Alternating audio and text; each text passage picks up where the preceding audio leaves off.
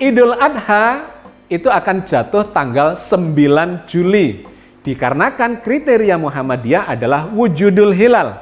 Berapa derajat pun di atas horizon, bahkan setengah derajat, 0, sekian derajat pun, ketika sudah muncul hilal itu di atas horizon, maka itu sudah masuk bulan baru. Nah, di sini kita melihat terjadi perbedaan itu. Kawan-kawan di Muhammadiyah dan yang melakukan berdasarkan hisab akan beridul adha tanggal 9 Juli, tetapi yang mengikuti ru'yat atau setidak-tidaknya mengikuti imkanu ru'yat berdasarkan kriteria 3 derajat dan 6,4 derajat elongasinya akan jatuh idul adhanya di hari atau di tanggal 10 Juli. Nah, sahabat sekalian, ini harus kita pahami karena membawa konsekuensi terhadap kualitas peribadatan kita. Apa yang seharusnya kita lakukan? Ketika kita memasuki bulan haji, di mana bulan haji dan ritual haji termasuk idul adhanya, itu adalah hari raya internasional untuk seluruh umat Islam di muka bumi ini.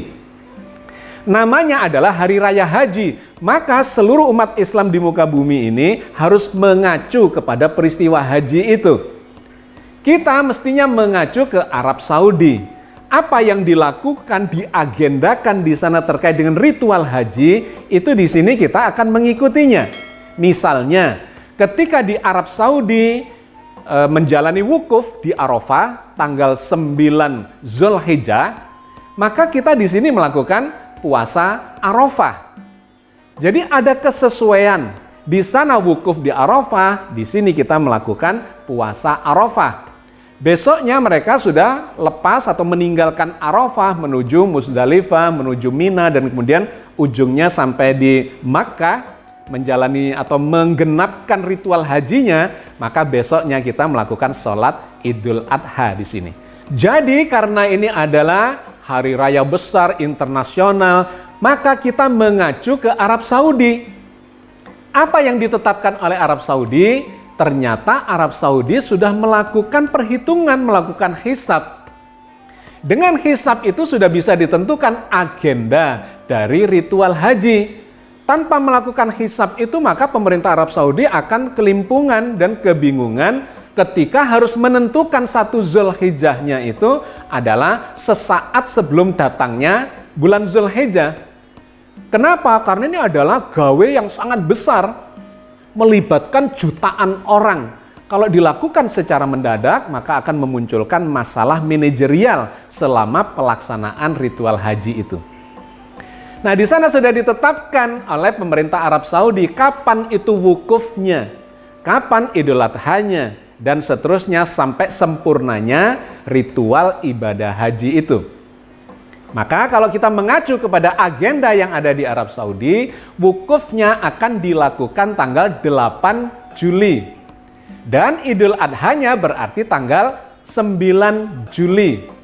Maka sudah dikabarkan bahwa tahun ini hajinya adalah Haji Akbar. Oke sahabat sekalian, jadi apa yang harus kita lakukan?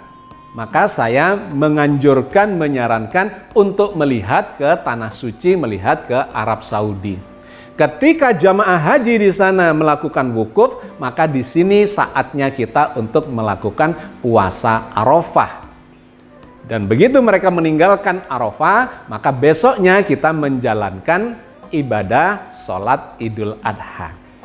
Jangan sampai kita melakukan puasanya adalah pada saat hari berikutnya itu, pada saat mereka sudah meninggalkan Arafah, dan berarti itu adalah hari nahar. Ya. Hari nahar diharamkan untuk menjalani puasa Arafah. Karena itu adalah hari raya. Seperti hari raya Idul Fitri, kita diharamkan berpuasa. Sama dengan hari raya Idul Adha, tanggal 10 Zulhijjah diharamkan berpuasa. Ditambah lagi tanggal 11, 12, 13 yang disebut sebagai hari tasyrik, kita juga diharamkan untuk berpuasa. Oke ya sahabat sekalian, saya kira saya cukupkan sampai di sini kajian kita. Kesimpulannya adalah untuk tahun ini di mana terjadi perbedaan, silahkan mengacu kepada peristiwa haji yang ada di Tanah Suci. Mudah-mudahan Allah senantiasa membimbing kita di atas jalan yang diridhoinya. Amin ya rabbal alamin. Assalamualaikum warahmatullahi wabarakatuh.